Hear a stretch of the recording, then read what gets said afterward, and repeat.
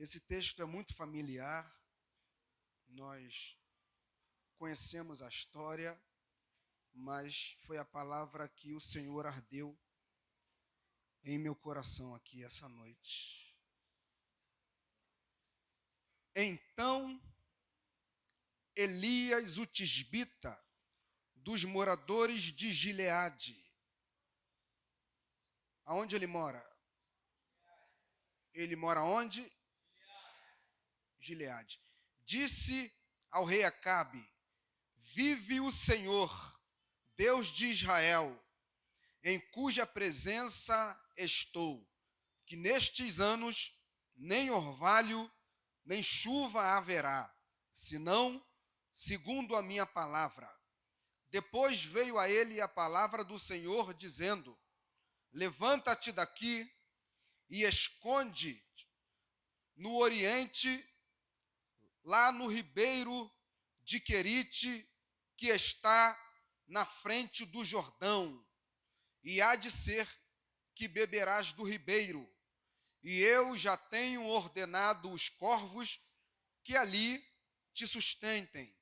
Foi, pois, e fez conforme a palavra do Senhor, porque foi e habitou no ribeiro de Querite, que está na frente do Jordão, e os corvos lhe traziam pão e carne pela manhã, como também pão e carne à noite, e bebia do ribeiro. E sucedeu que, passados dias, o ribeiro se secou, porque não tinha havido chuva na terra.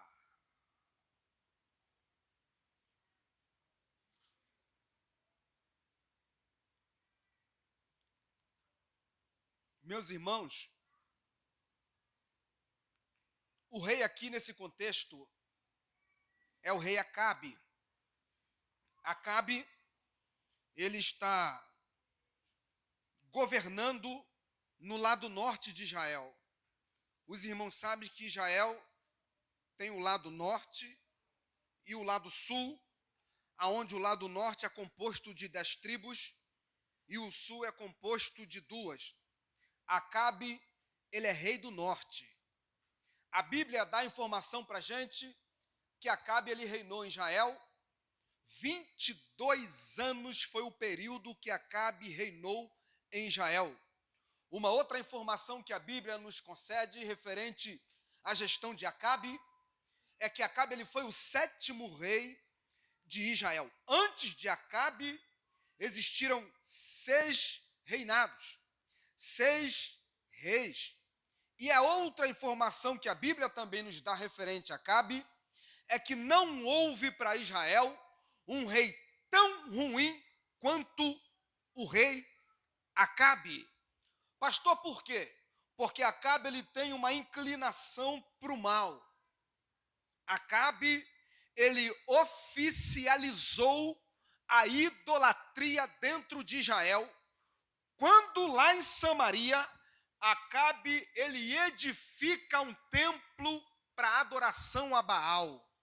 Acabe, ao edificar um templo no centro, na capital de Israel, digo em Samaria, para que o povo pudesse adorar a Baal, Acabe, ele está sancionando, está oficializando um culto pagão dentro do seio de Israel. Como não bastasse, a informação também que a Bíblia dá sobre Acabe é que Acabe, ele perpetuou os pecados de Jeroboão. Ele deu continuidade a tudo aquilo que Jeroboão havia feito. E para terminar, Acabe, ele casa com Jezabel. Pastor, quem é Jezabel? Jezabel, ela é filha de Etibaal. Etibaal, ele vem ser o rei dos Sidônios.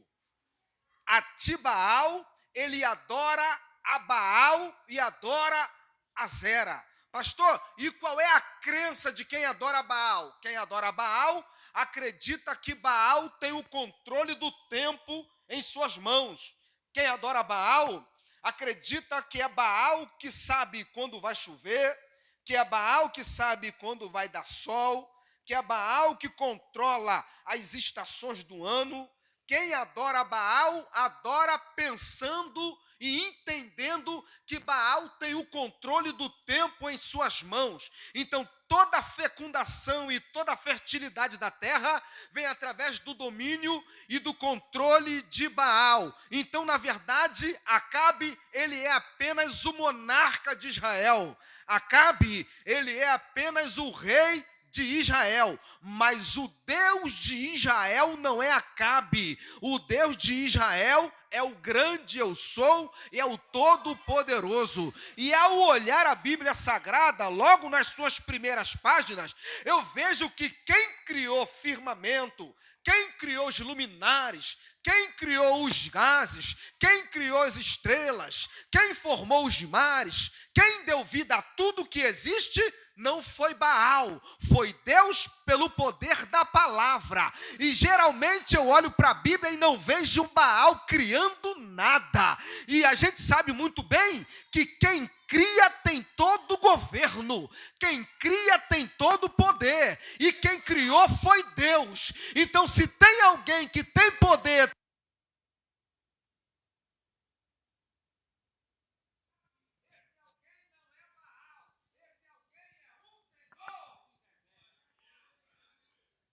então, na verdade, quem cria tem todo o poder, e quem criou foi Deus. Israel está pervertido. Israel está confuso, porque lá em Israel tem aquele que adora Baal, mas tem alguns que se guardaram na sã fé em Deus. Só que a maioria pressiona a minoria.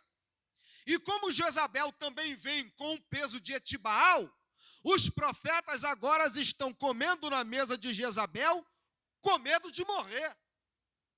Então, na verdade, Acabe ele está afrontando a Deus com essa cultura que ele introduziu no meio de Israel. E como resposta a esta afronta que Acabe está fazendo perante o Senhor, a Bíblia diz que Deus, com todo cuidado, com todo amor, com todo zelo, e muito direcionado, Deus ele foi lá em Gileade, no meio da cidade de Tisbe, levantou Tisbita do meio de Gileade e levantou Elias para vir profetizar. Pastor, por que Deus foi em Gileade e levantou um homem lá em Gileade? Porque Israel está doente. Dentro dessa cultura idólatra que invade Israel, faz com que Israel fique adoecido. E a gente sabe que para quem está doente, precisa de remédio. Dependendo da gravidade da doença, aí já vai para um tratamento. No mínimo, um remédio, para amenizar. Israel está doente. Por isso que Deus vai lá em Gileade e levanta Elias. Pastor, por que Gileade? Porque em Gileade se produz o bálsamo que cura. Em Gileade se produz um bálsamo que cura. E como Israel está doente, precisa da cura.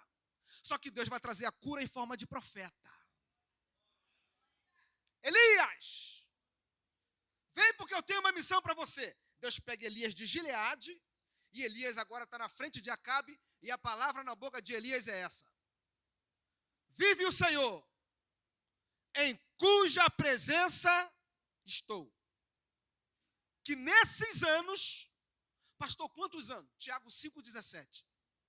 E Elias, sendo sujeito às mesmas paixões que nós, orou incessantemente ao Senhor, para que não houvesse em Israel orvalho e nem chuva, num período de 3 anos e 6 meses. Então agora vem Elias e diz para Acabe: vive o Senhor em cuja presença eu estou. Que nesses anos, 3 anos e meio, nesses anos, não haverá orvalho, umidade que vem do solo, e nem chuva, água que vem de cima. Diz o Senhor em cuja presença estou, que nesses anos não haverá orvalho e nem chuva, senão segundo a minha palavra. Pastor Brasão, foi Deus que mandou Elias falar isso aqui? Não. Em nenhum momento na Bíblia, Elias levanta para Acabe e fala: Deus me enviou e mandou te dizer. Elias não olha para Acabe e fala: eis que o Senhor manda te falar. Não. Por quê, pastor Brazão? Porque Levítico 26, 18 e 19 já está escrito que se o povo se desviasse da conduta da adoração ao Deus de Israel e adorasse a outros deuses, o Senhor faria com que o céu virasse cobre e a terra virasse ferro. Então, se Deus já havia falado lá atrás em Deuteronômio e também em Levítico, para que Deus vai repetir aqui aquilo que ele já falou lá atrás? Deus já havia profetizado isso aqui há um tempo antes. Então, o que foi profetizado na Bíblia, eu não preciso de repetir, porque Deus já falou. Eu só preciso refrescar a tua memória. Ó, está escrito. E é isso que Acabe está falando, está ouvindo da parte de Deus pela boca de Elias. Olha, Acabe, vive o Senhor, em cuja presença estou, que nesses anos não haverá orvalho e não haverá chuva. Olha o que Elias está dizendo. Elias está dizendo que vai se instalar uma crise terrível. E esta crise tem um período de 3 anos e meio dentro de Israel. Pastor Brazão, por que crise? Porque Israel vive da terra. Na terra Israel planta. Na terra Israel colhe. Na terra Israel come. Na terra Israel negocia. Da terra Israel vende. O fruto da terra Israel troca. Então o que Elias está dizendo é o seguinte, olha, vai chegar uma crise. Eu, profeta direcionado em Deus, estou te dizendo que não haverá orvalho e não haverá chuva. Mas como tu acredita que Baal controla o tempo, então vai lá no Baal e manda ele fazer chover.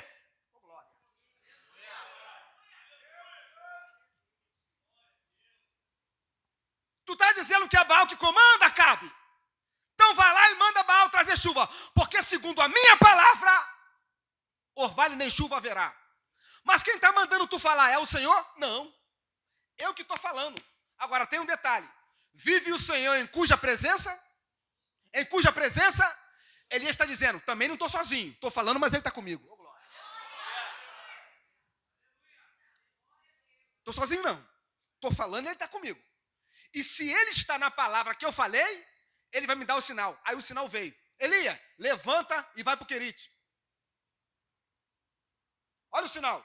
Elias, levanta, vai para a banda do Oriente e fica lá no Ribeiro de Querite. Olha o detalhe, que está na frente do Jordão. Fala comigo, Ribeiro de Querite, que está na frente do Jordão. O que é o ribeiro diante do rio?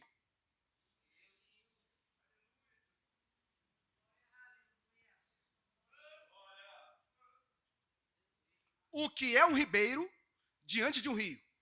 E deixa eu te falar que esse ribeiro aqui é bem pouquinho, porque o versículo 7 do capítulo 17, o último versículo que lemos, está escrito assim: e sucedeu que, passados dias, o ribeiro se secou, porque não tinha havido chuva na terra. Então, era questão de tempo e pouco tempo para o ribeiro secar, porque a água que alimentava aquele canalzinho, a água que alimentava aquele ribeirinho, era água proveniente da... Mas Elias falou que não vai ter chuva. Então era questão de pouco tempo para o ribeiro e secou. Secou. Tanto secou que está escrito aqui. Só que Deus falou para ele assim, ó, levanta e vai para o ribeiro de Querite, que está na frente do Jordão. O que é o ribeiro? Um fiozinho de água. O que é o ribeiro? Pequeno. O que é o ribeiro? Pouco. Que está na frente do Jordão. O que é o Jordão? Um rio. O que é o Jordão? Grande. O que é o Jordão? Muito. Só que Deus está dizendo para Elias o seguinte: vai para o ribeiro. Mas, Senhor, o ribeiro é pequeno. Vai para o ribeiro. Senhor, o ribeiro tem pouco. Vai para o ribeiro. Senhor, mas o ribeiro é tão insignificante. Vai para o ribeiro. Por que, Senhor? É pequeno, mas te falta pão? Ô, glória. É pequeno, mas te falta água? É pequeno, mas te falta carne? Então não interessa o tamanho do lugar, interessa na direção correta que você esteja. É pequeno, mas eu estou provendo. É pequeno, mas eu habito lá. É pequeno, mas a minha presença está lá. É pequeno, mas o meu carinho está lá. É pequeno, mas não te falta nada. E detalhe, você vai estar na frente do grande, mas não é tempo de você ir para o grande. Então habita no pequeno. Aleluia! Vai para o pequeno. Querite, se fosse eu, pastor Fábio, se fosse eu ia olhar para o Jordão na minha frente e eu ia pensar, não, estou na direção errada. Por que eu estou aqui no conta-gota, com tanta água na minha frente, que o texto é claro, né? Está de frente ao Jordão, de frente. Então, por que eu estou aqui com tão pouquinho e tendo muito aqui na minha frente? E detalhe, a crise de água. 3 anos e meio, seca. 3 anos e meio que não tem chuva nem orvalho. Não tem chuva nem orvalho. Aí tem um mar grandão aqui na minha frente, o rio, Jordão, e eu aqui no Ribeiro. Se fosse eu, pensaria, estou na direção errada. Como pode tanta coisa na minha frente e eu aqui no pequenininho? Eu pensaria, estou na direção errada. Mas a pergunta é, no pequeno que tu tá, te falta alguma coisa?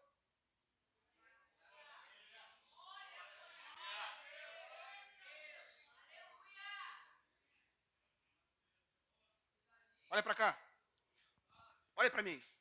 Porém, o querite é uma escola. O querite é um amadurecimento. O querite é um estágio. O querite é um período. O querite é um aprendizado para Elias. Pergunta para mim, por quê, pastor? Porque mais na frente Elias vai pegar a capa e vai encostar no Jordão.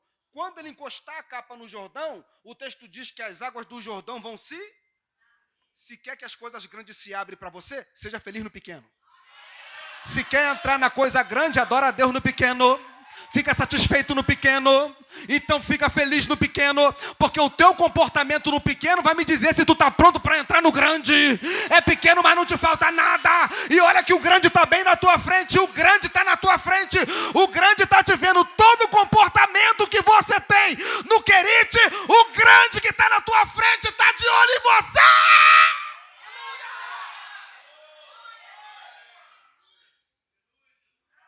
Eu nunca vi nada que é grande começar sendo grande.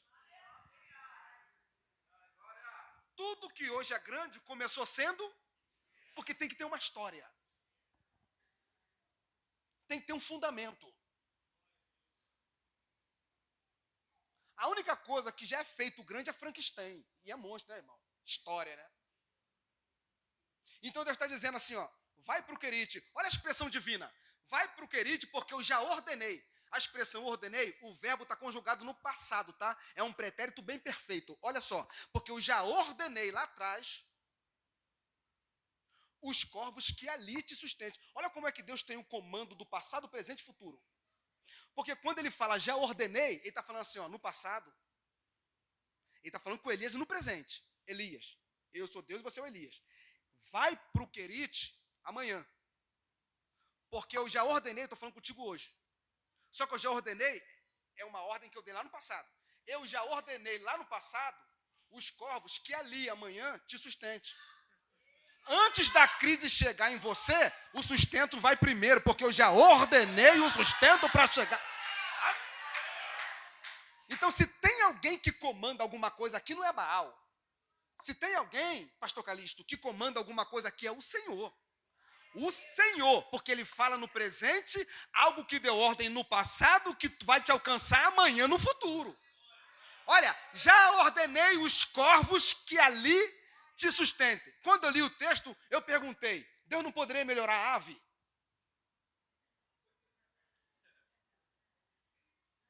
Deus não poderia melhorar a ave, sim ou não? Sim, mas ele não melhorou, ele quer trabalhar com corvo. Pergunta para mim, por que o corvo, pastor? Porque o período aqui é de crise.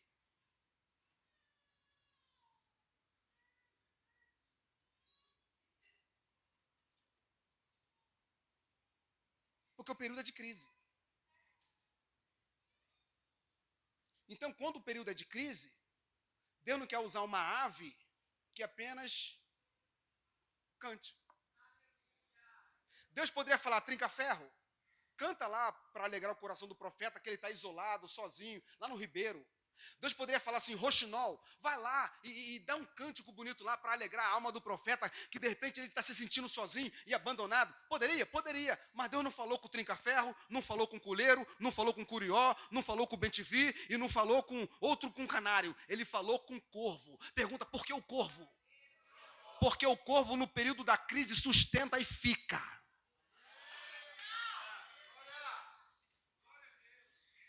No período da crise, Deus não quer usar alguém que apenas seja bonitinho ou cante. E quando a guerra chega, bate asa e vai embora.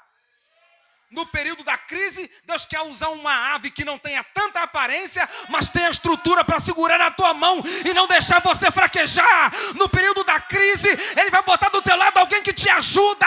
No período da crise, Ele talvez vai botar do teu lado alguém que não tenha muita aparência, mas alguém que olha para você e fala, se depender de mim, você não cai. Se depender de mim, você não vai para o buraco. Está na crise, mas eu vou orar contigo, eu te ajudo. No período da crise, Deus vai botar do teu lado alguém que tenha estrutura para guerrear. Aleluia! Aí talvez você está olhando para o corvo e está dizendo, que pássaro feio. Aí o pensamento do corvo para você é, sou feio, mas não abandono. Sou feio, mas fico. Já ordenei os corvos que ali te sustentem. Pastor Brazão, por que o corvo? Porque o corvo tem uma natureza contrária. Fala comigo, natureza contrária. Qual é a natureza contrária que o corvo tem? O texto está dizendo que o corvo está levando pão e carne. Olha o que Deus disse. Eu já ordenei os corvos que ali te sustentem. O sustento vem de quem? Do Senhor. Ele só está usando o corvo. Quem ordenou o sustento foi o Senhor. Ele só está usando a ave. E é como Deus está dando sustento, eu quero crer que essa carne é fresca. Porque Deus não vai te sustentar com nada podre. Agora pega aqui. Quem está levando a carne? Corvo gosta de coisa boa ou coisa ruim? Corvo gosta de carne fresca ou carne podre? Então ele não gosta do que está levando. E mesmo sem gostar, leva? Deixa eu repetir. O corvo gosta de carne podre ou carne fresca? Me ajuda. O corvo gosta de carne podre ou carne fresca? Podre. Mas a carne que ele está levando para o profeta é podre ou é fresca? É fresca. Então ele não gosta do que está levando. E mesmo sem gostar, leva.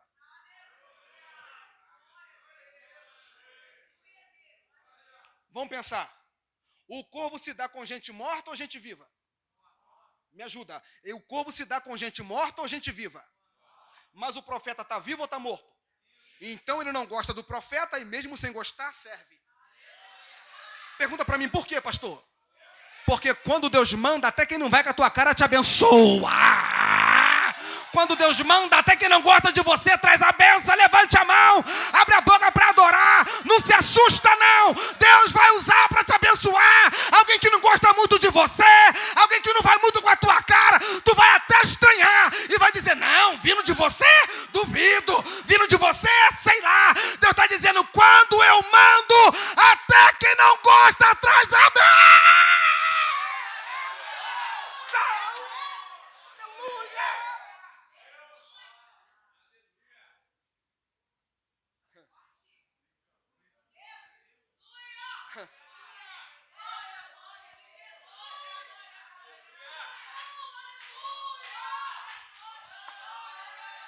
Alamandará, macalabará, se andará. Olha para cá. Talvez o corvo está olhando e está dizendo assim, não gosto dele, mas Deus está dizendo, mas mesmo sem gostar, vai lá e serve.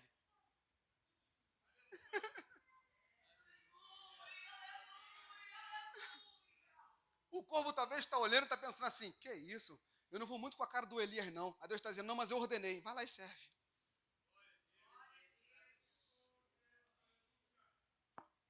O corvo levava para o profeta pão e carne, porque a água já tinha. Então o corvo levava pão e carne. Pão e Pão e o quê? Uma pergunta, de onde vem isso?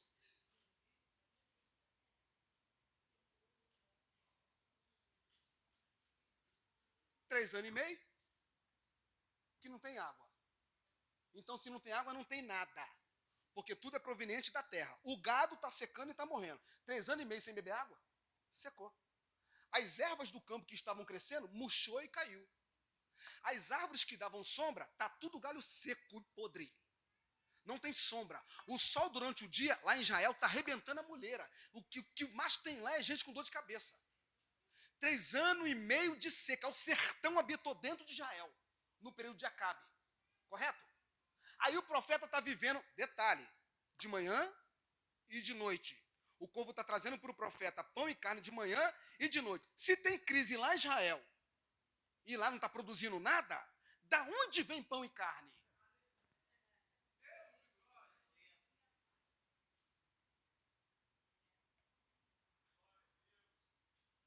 De onde vem pão e carne?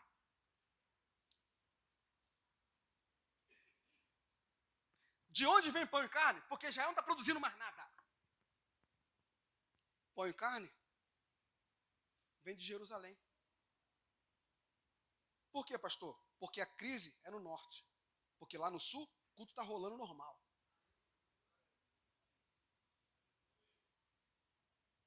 Espera aí, pastor. Vem lá do sul? Vem. Como assim? Porque lá no sul, antes do culto começar, o sacerdote se reúne com o levita para poder ofertar.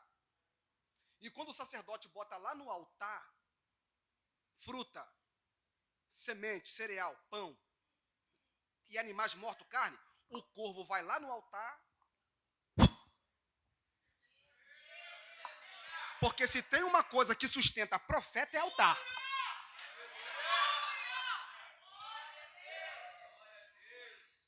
O corvo vai lá no sul, porque Deus já ordenou, então foi num passado. Fica tranquilo, Elia, tu não vai ver essa crise não. Pegou e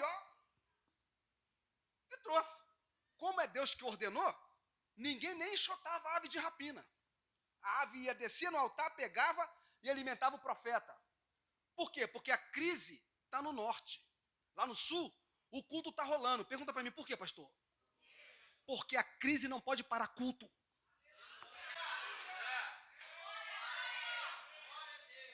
Porque se tem um lugar onde as minhas crises são tratadas, é no culto. Então, se não tem culto, não tem cura de crise. Não, hoje eu não vou não, porque eu estou com uma crise de enxaqueca. Aí, vendo novela em casa, vai curar? Não. Hoje eu não vou não, porque estou com uma crise aqui, uma estafa, com cansaço. Então, é no descanso que vai curar. Se tem um lugar onde as minhas crises são tratadas, é na igreja. É no culto. É notar.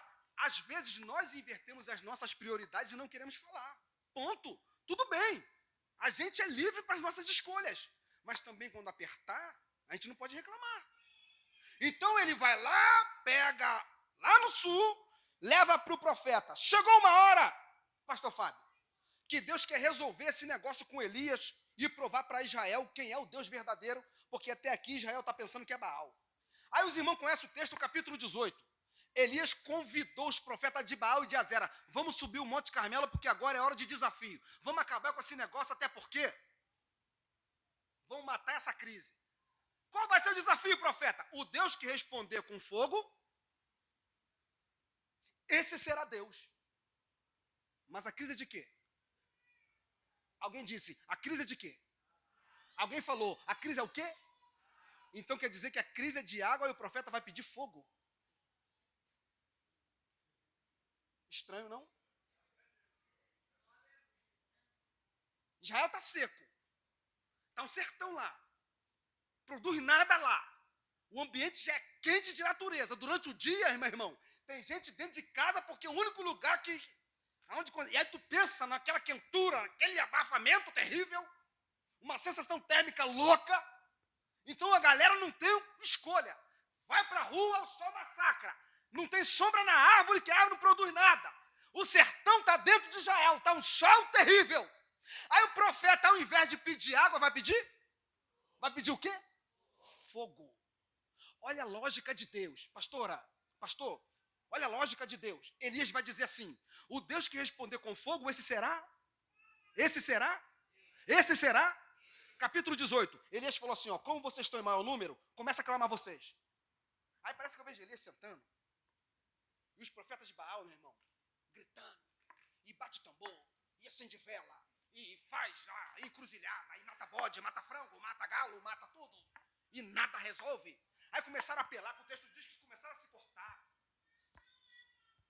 E Baal, nada. Elias falou assim, para. Grita, mas grita com vontade, que de repente Baal está dormindo ou viajando. E começaram a gritar nada. O texto vai dizer que eles apelaram. Pegaram a lança e começaram a matar um ao outro. Aí Elias falou, para. Porque agora é minha vez. Aí Elias vai chamar o moço. A crise é de quê? A crise é falta do quê? A crise é falta de quê? Água. Elias vai chamar o moço, pastor Calixto, e vai dizer assim, moço, vem cá. Pois não, profeta, repara o altar aí. Aí o moço vai lá, repara. Reparou? Reparei. Pega 12 pedras e bota no altar. Que isso, profeta? 12 pedras? É. Não, 12 pedras não. Seriam 10.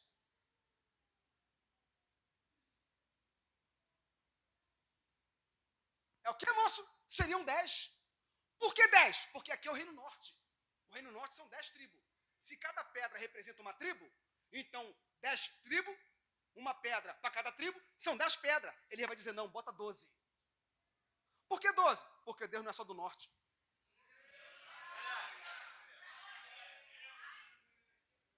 Estou te mostrando que Deus é de todo Israel. Deus é daqui, também é de lá.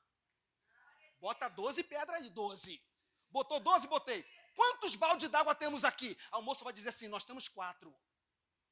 Quantos baldes d'água temos aqui? Quanto? Olha o que ele vai falar. Joga no altar. Aí o moço pirou. Não, peraí, profeta, aí não. Nós estamos em crise de água. E o pouco que a gente tem, tu vai mandar jogar fora? Elias falou, não bota a palavra na minha boca. Não mandei jogar fora, mandei jogar no... Quem joga no altar não bota fora. Não. Mas nós vamos botar no altar o pouco que a gente tem? Vamos. Por quê, profeta? O pouco que tu tem resolve a tua vida? O pouco que tu tem sana teu problema? Então, se o pouco que tu tem não te resolve, bota na mão de quem multiplica.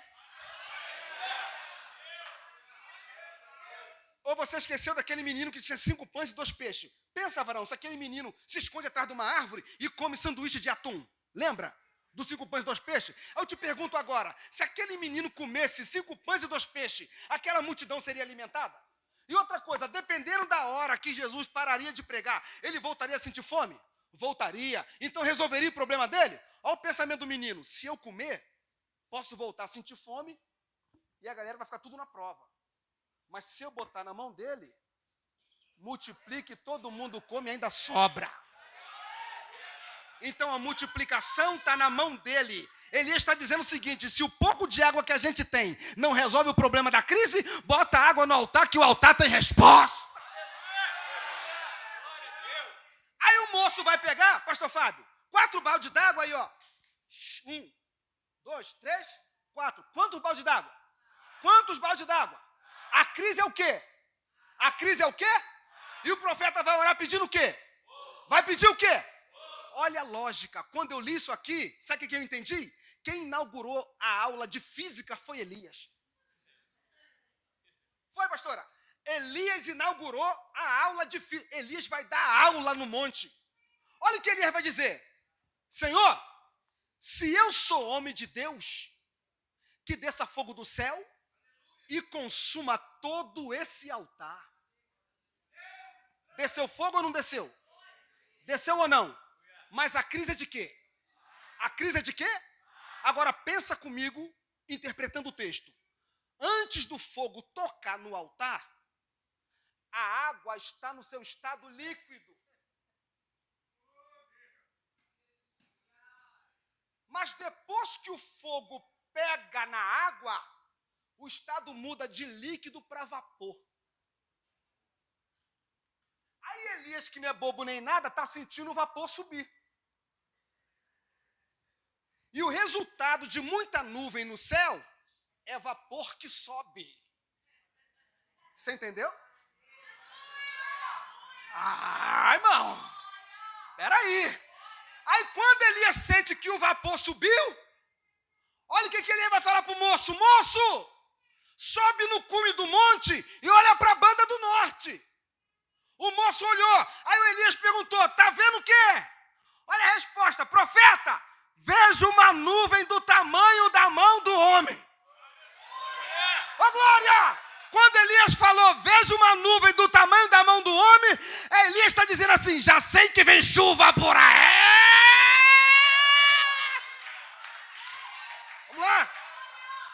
Vamos lá. O sinal que tu está vendo no céu é a nuvem do tamanho da mão do homem. E na terra, Acabe está vindo correndo com o carro no caminho. Volta lá em Acabe e fala para ele voltar, porque senão vai ficar resfriado. Por quê? Porque eu vejo uma nuvem do tamanho da mão. Era pequena ou grande? Era pequena ou grande? Era pequena porque o moço viu de longe. Fala comigo de longe. E esse é o problema de quem fica longe, só vê coisa pequena.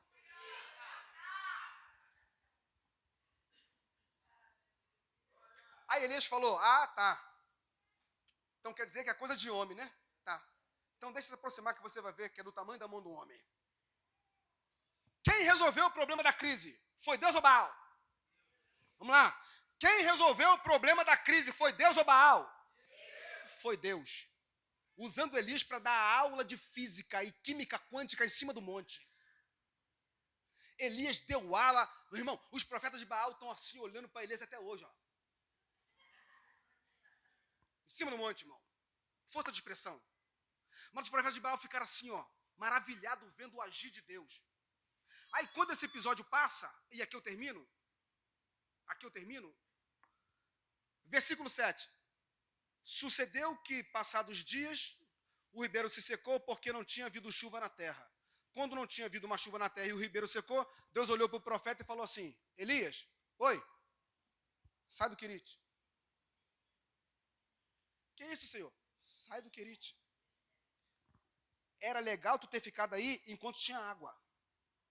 Se secou, para que permanecer? Se tu só estava aí por causa da água. Se não tem mais água aí, para que ficar? Mas eu vou sair do Querite agora? Vai. E eu vou sair do Querite e vou viver de quê? Agora é Jordão. Porque antes de eu te botar no grande, te provei no pequeno. Eu não sei se tu pega isso aqui, mas está vindo uma dimensão de Deus para a tua vida. Está vindo algo tão grandioso aí da parte de Deus. E Deus dizendo assim, fostes fiel no pouco, no muito eu vou te botar. É Deus dizendo assim, tu se alegrou na prova, então te prepara porque vai vir uma fase diferente na tua vida aí. Deus está abrindo o Jordão para a tua casa entrar. Eu estou dizendo que você não vai experimentar um período de crise, não. Porque o carinho, o amor e o favor de Deus vai te surpreender. Eu não sei se vai ser através de uma mensagem do WhatsApp. Eu não sei se vai ser através de um e-mail. Eu não sei de onde vai vir. O que eu sei é que prepara o teu terreno porque vai chover na tua horta. Ó glória! Agora já é revelação. Prepara o teu terreno porque vai chover na tua horta. E virou revelação agora. Prepara a tua terra, porque Deus vai mandar novidade para a tua casa. Oh, aleluia! Para a gente encerrar isso aqui de forma bem profética, porque é a cara da igreja, né? Terra profética. Faz assim comigo, sentado mesmo assim. Como se você estivesse pegando uma enxada. Vai. Isso. Faz assim. Fez? Bem lentamente, bem lentamente.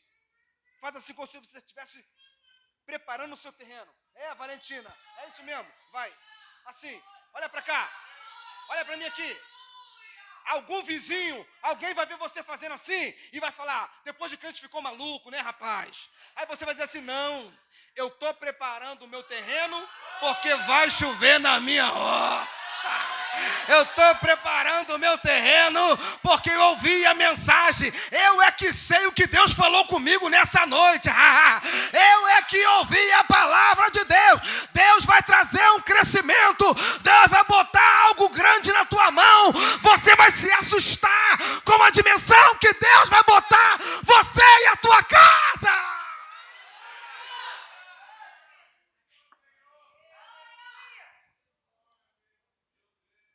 Mão esquerda para cima. Como se você estivesse dando tchau para alguém. Pergunta para mim, pastor, o que é isso? Eu vou te responder, você está dando tchau para a fase das coisas poucas. Você está dando tchau para a fase das coisas pequenas. Ah, pastor, peraí. Por quê? Porque eu fiquei metido? Não, tem nada a ver com mitidez. Pastor, por quê? Porque eu fiquei orgulhoso? Não tem nada a ver com orgulho. Pastor, por quê? Porque eu fiquei soberbo? Não tem nada a ver com soberba. Tem a ver com alguém que está entrando numa dimensão diferente. Tem a ver com alguém que é maduro o suficiente para entender que o pequeno era apenas um tempo. Tem a ver com alguém que entendeu que o pouco não era para sempre. E Deus está botando você em algo grandioso para o louvor e a glória do nome dEle. As mãos lá em cima aplaudindo a Jesus com alegria e as glórias ao Senhor. Eu estou sentindo que está chegando